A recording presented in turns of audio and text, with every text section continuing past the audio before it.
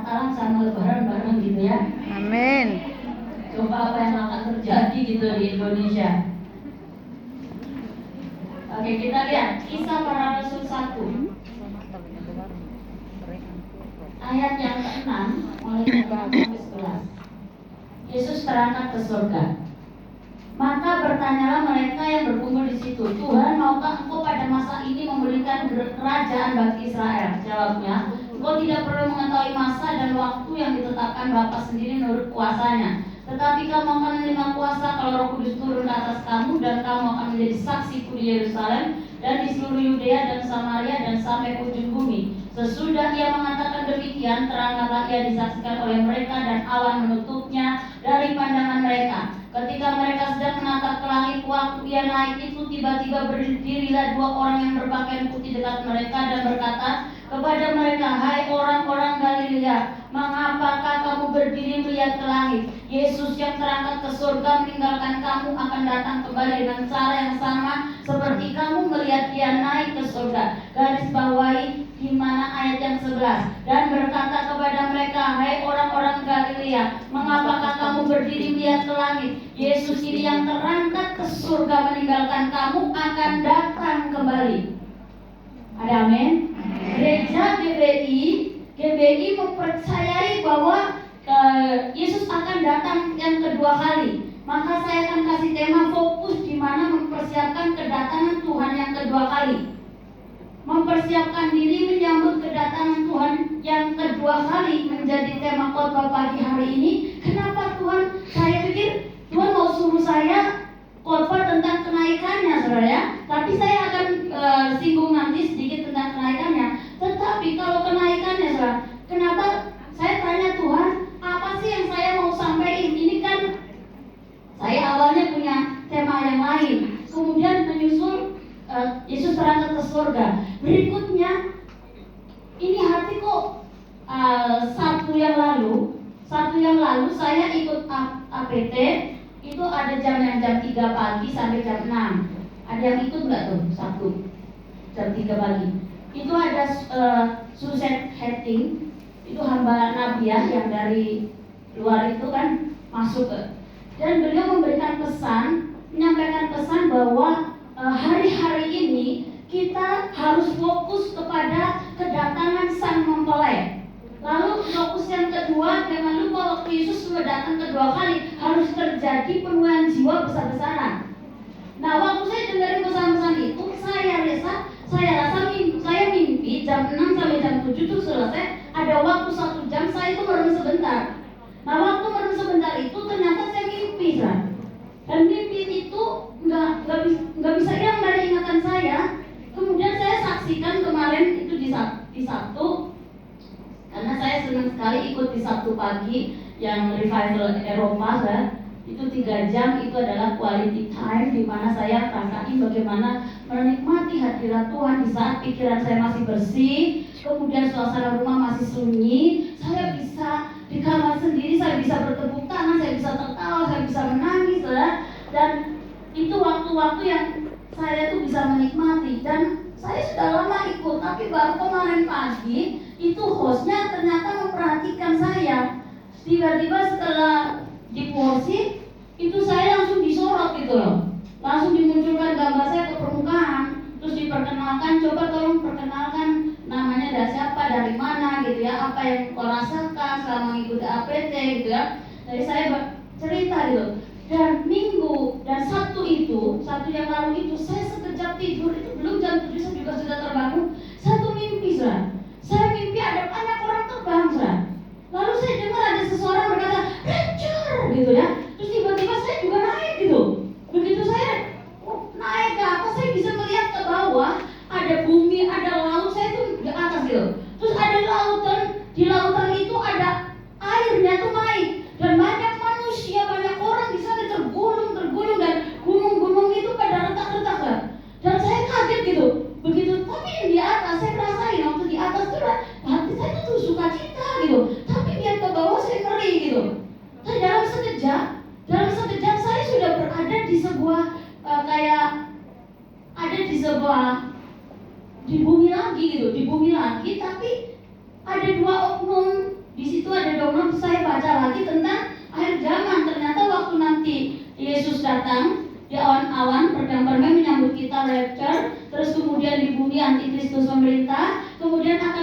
terjadi kerajaan 1000 tahun damai, di sana akan ada dua oknum manusia, yaitu yang sudah diubahkan tubuhnya dan manusia yang setia melewati antikristus. Jadi di sana, dan waktu saya berada di sana, itu ada orang yang jahat sekali. Dia mau menembak saya gitu. Dia mau pegang senjata, dia mau tembak saya, dan dia tembak 1 kali ke kepala saya dan peluru itu mental gitu. Terus saya, ada 2 oknum nih, ada 2 oknum. Kalau tubuh kita sudah diubahkan oleh Tuhan, sudah nggak mempan lagi kematian, nggak mempan lagi senjata, nggak mempan lagi orang berbuat jahat sama kita, karena kita menikmati. Nah waktu itu saya terbangun, saya bilang, mungkin karena aku terbawa Ibu Susan cerita tentang mempelai datang gitu ya. Tapi mimpi itu kok terus kayak terngiang-ngiang, terus terbayang-bayang. Terus saya ingat, saya lihat gambar-gambar yang di Google gitu. Ada gambar-gambar, iya, memang ada banyak warna-warna yang orang terangkan. Tapi saya melihat gambar-gambar itu orang-orangnya pada putih-putih semua gitu. Putih-putih dan terangkat ke surga, banyak banget gitu. Banyak banget. Dan waktu saya lagi mempersiapkan, apa sih Tuhan yang mau Tuhan sampaikan? Tuhan mau persiapkan. Yesus sudah naik ke surga. Dan saudaraku, kalau kita lihat Yesus sudah naik ke surga, sekarang kita sedang menanti-nantikan pencurahan Roh Kudus. Pentakosta ketiga besar-besaran harus terjadi dahulu. Dan kita sedang menanti-nantikan setelah itu Tuhan Yesus datang. Jadi kalau bilang nggak ada, Tuhan Yesus nggak datang sebelum pencurahan Roh Kudus besar-besaran. Dan nggak ada rapture sebelum terjadi pemulihan segala sesuatu. Jadi jangan berpikir, lama dong, masih lama dong Kak gitu. Jangan berpikir begitu. Tapi saya ngomong Tuhan, yang penting ini, waktu apa yang kita mesti lakukan hari-hari ini adalah mempersiapkan diri. Kalau saudara saya bagikan tentang kenaikan berkat, kenaikan Tuhan Yesus ke surga, tadi ada di VOP ngomong, dia menyediakan tempat. Yesus sudah naik ke surga menyediakan tempat. Yohanes 14 ayat 1 dan 2. Jangan takut, jangan khawatir, aku pergi untuk menyediakan tempat bagimu. Dengan kata lain, jangan takut engkau mati, karena engkau disediakan tempat di surga. Amin. Gak perlu takut mati. Kapan hari ini mati, besok mati sama saja. Tapi tetap percaya bahwa iman saya percaya, saudara percaya, Yesus itu Tuhan. Nah itu dia. Lalu Yesus naik ke surga untuk apa? Selain menyediakan tempat, menjadi pendoa syafaat. Yohanes 17. Ya, dia berdoa syafaat buat kita yang ada di bumi ini. Jangan sampai kita semua itu terhilang, jangan sampai murtad, jangan sampai meninggalkan Yesus gitu. Dia berdoa buat kita. Lalu yang ketiga, berkat yang kenaikan Yesus, Yesus naik ke surga, dia menjanjikan Roh Kudus akan dicurahkan, membaptis kita orang-orang percaya. Dengan kata lain, Yesus naik ke surga, tapi Yesus tidak meninggalkan kita. Ada amin?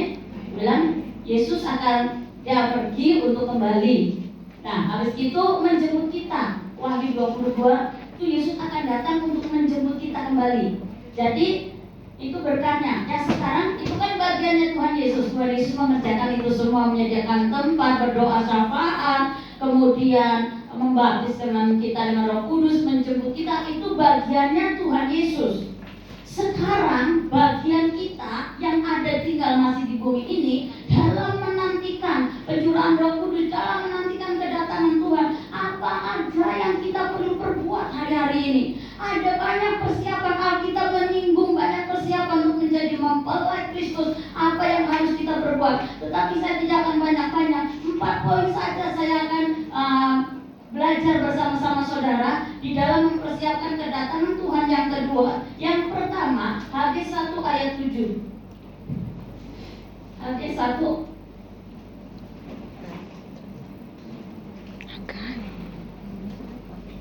ayat 7.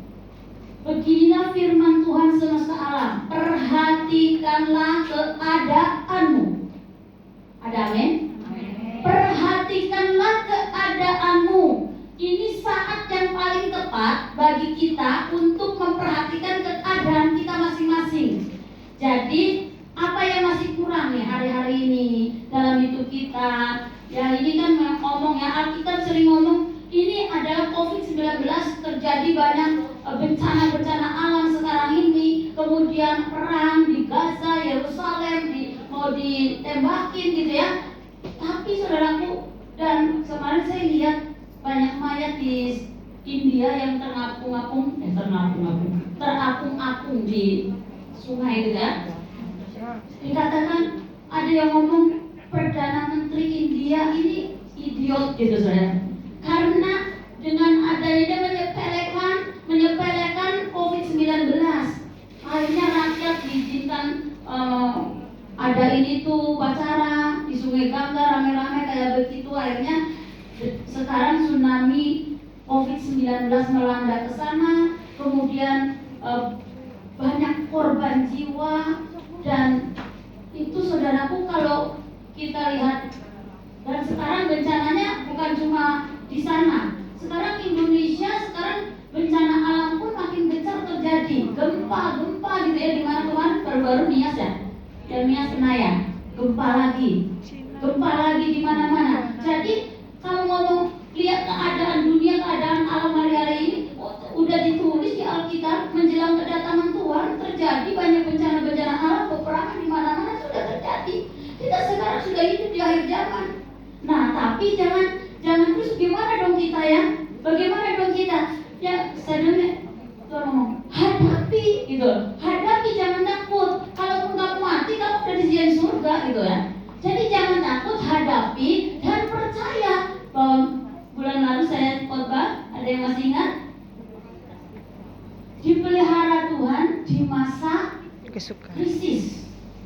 Mengalami pemeliharaan Tuhan di masa krisis. Jadi di masa sulit, di masa bencana di mana-mana, COVID melanda di mana-mana, Tuhan marah dengan manusia yang berdosa seperti ini melanda dunia ini. Orang-orang yang takut akan Tuhan, orang-orang yang mempercayai Dia akan dipelihara. Amin. Jadi waktu kita memperhatikan keadaan diri kita, mari kita lihat masing-masing. Ya, jangan lihat yang di luar, lihat yang di dalam. Kalau yang di luar itu bukan tugas kita, bukan urusanmu dan urusanku. Ada amin? Oh, si A begini, si A, si B begitu. Itu bukan urusanmu. Tuhan itu bilang, boleh kamu memulihkan kerajaan Israel. Yesus bilang, itu bukan urusanmu ikut aku. Gitu kan? Jadi begitu sama, kita memperhatikan diri kita. Mari hari-hari ini, saudara, saya pun sedang melakukan.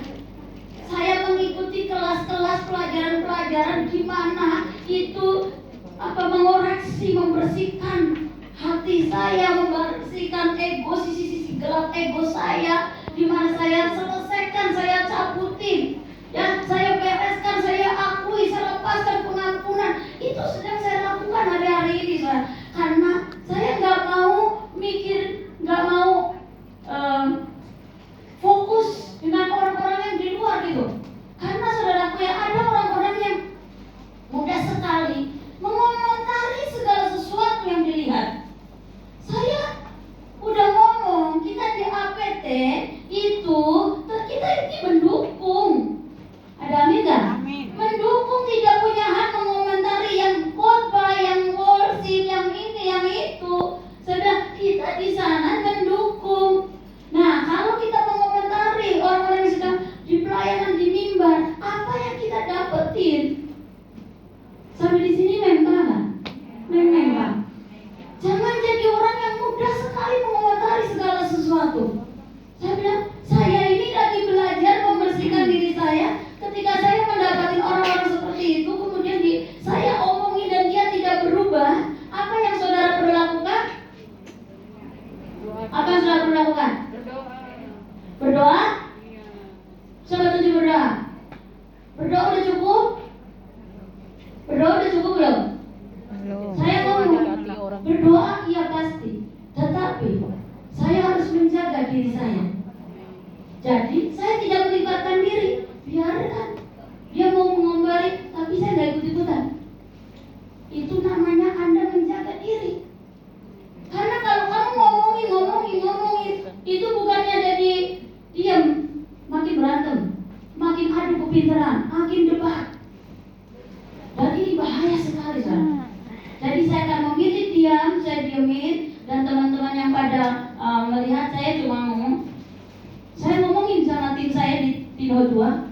Mari, kamu datang ke menara doa itu untuk mengalami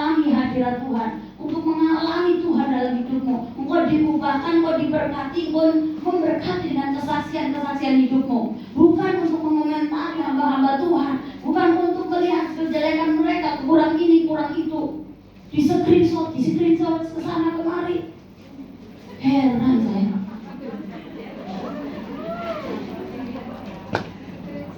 Saudaraku dikasih oleh Tuhan, mari perhatikan diri kita masing-masing.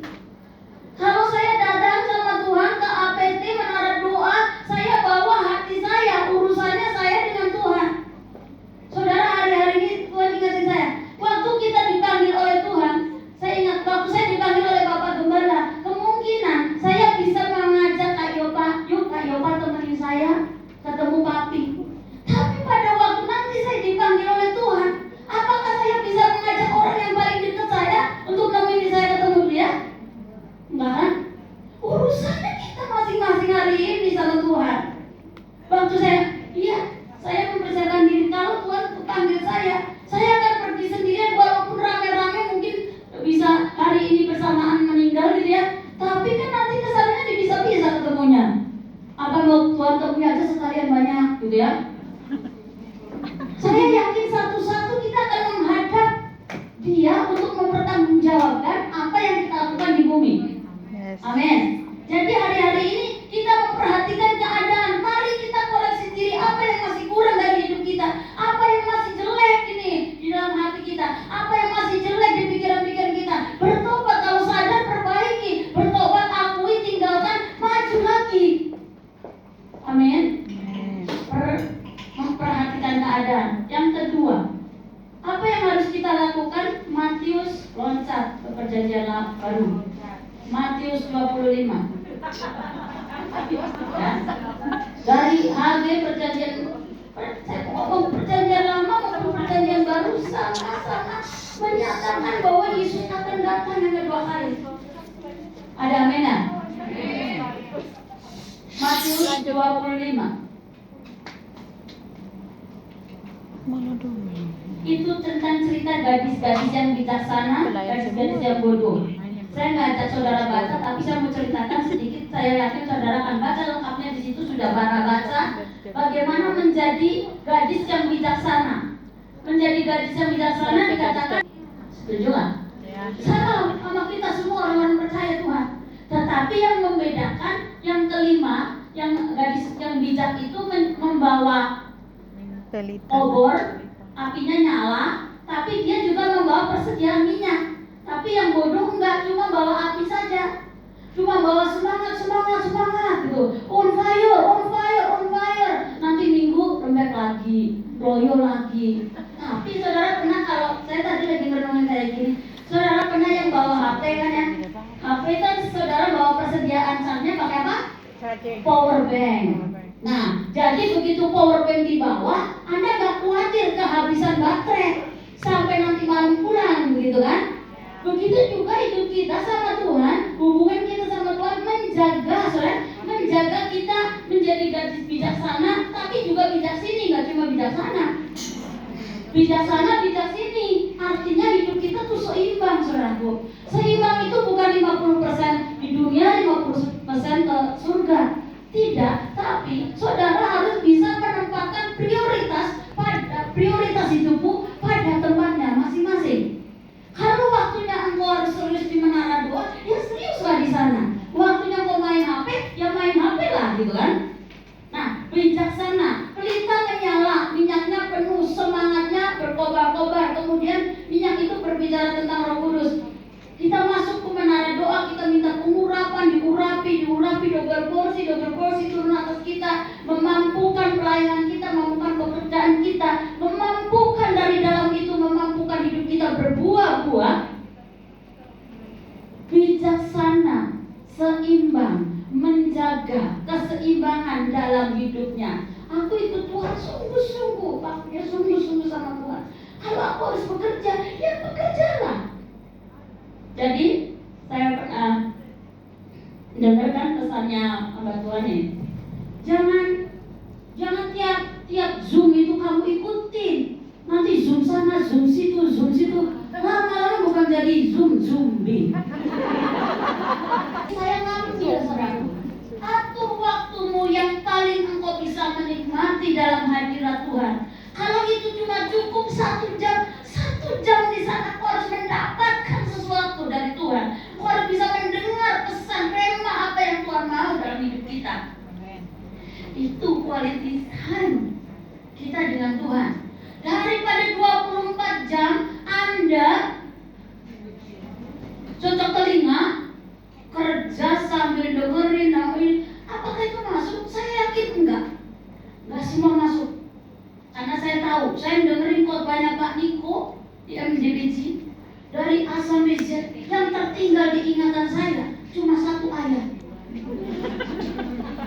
Khotbah 7 ayat 16. Jangan kamu terlalu bodoh, jangan terlalu kamu bijak supaya kamu tidak mati dalam kebodohanmu. Bicara lagi tentang keseimbangan. Ayat sesudahnya ngomong lagi, karena orang yang bijak akan terlepas dari kedua-duanya.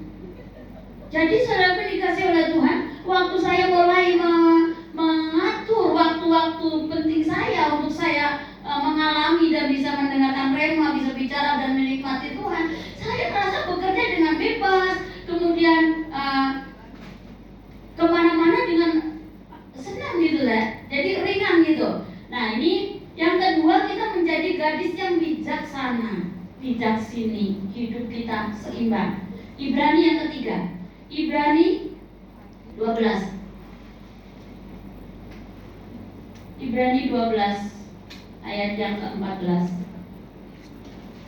Berusahalah hidup damai dengan semua orang dan kejarlah kekudusan, sebab tanpa kekudusan tidak seorang pun akan melihat Tuhan. Tambahkan 1 Tesalonika 5. 1 Tesalonika 5 ayat 23. Semoga Allah damai sejahtera menguduskan kamu seluruhnya, dan semoga roh, jiwa, dan tubuhmu terpelihara sempurna dengan tak bercacat pada kedatangan Yesus Kristus Tuhan kita. Menjaga kekudusan. Saudaraku, kalau ngomong kekudusan jelaslah harus kudus, karena Tuhan kita Allah yang kudus. Gak mungkin orang yang berdosa bisa mendekat sama Dia. Jadi kita bisa hidup kudus. Ada amin gak? Di sini bilang tubuh, jiwa, rohmu tak bercacat, sempurna, tak bercacat, mendalam kedatangan Tuhan yang kedua kali. Kita lagi seimbang, menjaga tubuh, jiwa, roh kita, tubuh kita sehat, ya jiwa kita sehat. Lalu tubuh, jiwa, roh kita, hubungan kita dengan Tuhan. Saya yakin kalau orang yang masuk APT, banyak masuk menara doa, saya yakin rohnya sehat. Ada amin gak? Amin. Tetapi saya nggak menjamin kalau 24 jam roh Anda dibina gitu ya, roh Anda diisi 24 jam tanpa Anda tidur, pasti tubuh Anda akan ngefek juga, ya kan? Nah itu sebabnya, atau lagi jiwanya. Ya kalau tubuh sehat maka jiwa akan sehat, rohnya sehat, semua akan sehat, gitu ya. Nah kalau kita cuma salah satu saja memikirkan jiwamu apa di pikiranmu, egomu butuh apa, hiburan, butuh ketawa, butuh kesana, butuh tontonan, itu saudara sedang kasih makan jiwamu.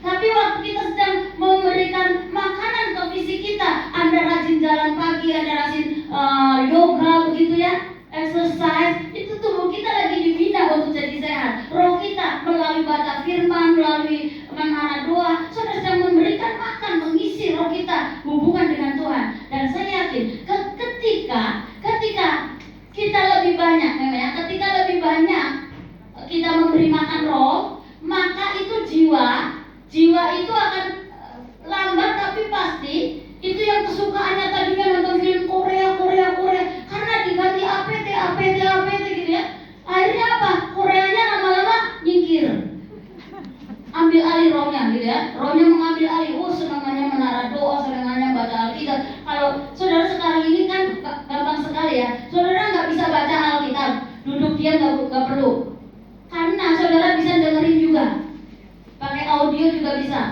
Nah apa? Iman timbul dari pendengaran akan firman Kristus. Dan saya bersyukur, saya mengucap syukur banget ya di host di ABT itu kan sangat menghargai kita yang sedang bekerja di Hong Kong. Sambil bekerja nggak bisa buka kamera, tapi audionya tetap nempel di telinga. Dan beliau berkata sangat menghargai apa yang kita kerjakan. Dan saya mendukung, kita mendukung semua. Waktu menara doa Jumat, kita Minggu pagi ya, bilang nggak usah buka, kalau nggak bisa buka lampu, nggak bisa buka kamera, cukup buka HP-mu sambil rebahan. Kalau nggak bisa bangun, telinganya dengar, Ya awas-awas juga, jaga-jaga. Karena biasanya kalau sudah tiduran kan kebablasan, gitu ya. Nah itu juga harus bijaksana gitu ya, harus tahu. Jadi kalau kita udah kekudusan, menjaga kekudusan, ya udah kita belajar kudus gitu. Pikiranmu kudus, penglihatanmu kudus, hidup kita kudus, perkataan kita kudus. Ya isi tubuh jiwa rohmu sesuai makanannya. Ya, kebutuhan tubuhmu apa, kebutuhan jiwamu apa, kebutuhan roh kita itu apa. Nah, baru kita menjadi orang yang 4 sehat, 5 sempurna. Ya, jadi mengalami kesehatan. Saya yakin sekali Tuhan Yesus rindu sekali hidup kita itu sehat. Sehat tubuhnya, kuat rohnya, kuat imannya, diberkati keuangannya. Itu kerinduannya Tuhan. Karena Tuhan Yesus bilang Yohanes 10 ayat 10b, aku datang memberikan hidup yang berkelimpahan dalam segala kebutuhanmu, segala hal. Tubuh jiwa rohmu kelimpah. Amin. Lalu yang keempat, Matius 24. Matius 24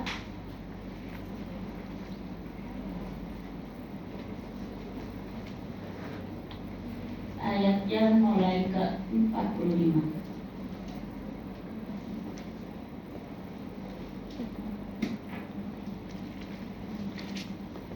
Siapakah hamba yang setia dan bijaksana yang diangkat oleh tuannya atas orang-orangnya untuk memberikan mereka makanan pada waktunya. Berbahagialah hamba yang didapati tuannya melakukan tugasnya itu ketika tuannya itu datang. Lalu ada kembali ke Matius 25, itu ayat yang ke-14. Itu tentang hamba yang diberikan talenta. Ya, ada yang 5, ada yang 2, ada yang 1. Nah, Tuhan ngomong gini, untuk kita menantikan kedatangan Tuhan yang kedua kali, kita harus menjadi orang yang setia dan melipat gandakan talenta. Bulan lalu saya ngomong tentang menggali sumur, menggali potensi-potensi yang ada di dalam hidup kita. Untuk apa? Ya untuk menyenangkan Tuhan, untuk mempermuliakan Tuhan, sehingga kita menjadi hamba yang setia. Setia sudah apapun sekarang ini kesetiaan langka ya. Apalagi sekarang kita di akhir zaman, banyak orang yang murtad, ya banyak orang yang jadi mualaf, tapi juga banyak orang yang jadi murtadin. Tetapi itu memang harus terjadi, itu harus digenapi. Nah, jadi kita yang sudah mengenal Tuhan, kita yang sudah mengalami kasih setia Tuhan, mari kita belajar menjadi orang-orang yang setia. Setia bagaimana? Setia sama Tuhan? Yes. Setia dengan pasangan? Yes. Setia dengan gereja lokalmu? Yes. Jadi orang yang setia dalam keadaan apapun, dalam keadaan proses, entah sehat, ya apalagi yang sudah menikah. Saudara berjanji di depan penghulu atau di depan hamba Tuhan kan, aku berjanji setia semati sehidup dalam keadaan sehat maupun sakit, dalam keadaan miskin ataupun kaya. Siapa yang sudah berjanji? Saya. Udah berjanji? Dan sudah berkata, aku akan setia apapun keadaan suamimu, termasuk waktu dia dipinjam orang. Engkau akan bisa berkata, aku tetap setia. Engkau bisa berkata, aku tetap sayang sama kamu. Amin. Itu pasti itu dalam hati. Sayang sih mikir dulu gitu ya. Tetapi saudaraku, ketika saudara sudah membuat sebuah komitmen dan engkau menghadapi yang namanya uji coba, ujian, pencobaan datang dalam hidup kita melalui kesulitan, melalui berbagai pergumulan dalam hidup kita. Kalau engkau menjadi ragu-ragu, kekuatanmu akan hilang. Tetapi pada saat engkau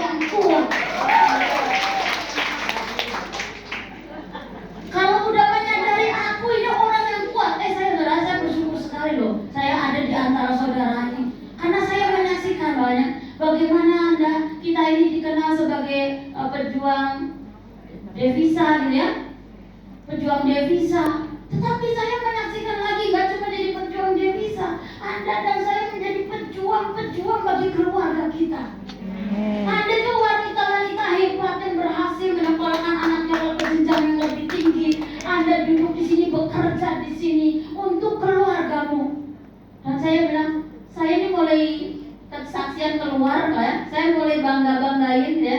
Saya bangga dengan teman saya di Hong Kong gitu ya. Karena apa? Saya menyaksikan sendiri mereka adalah orang-orang wanita-wanita hebat yang ada di sekeliling saya.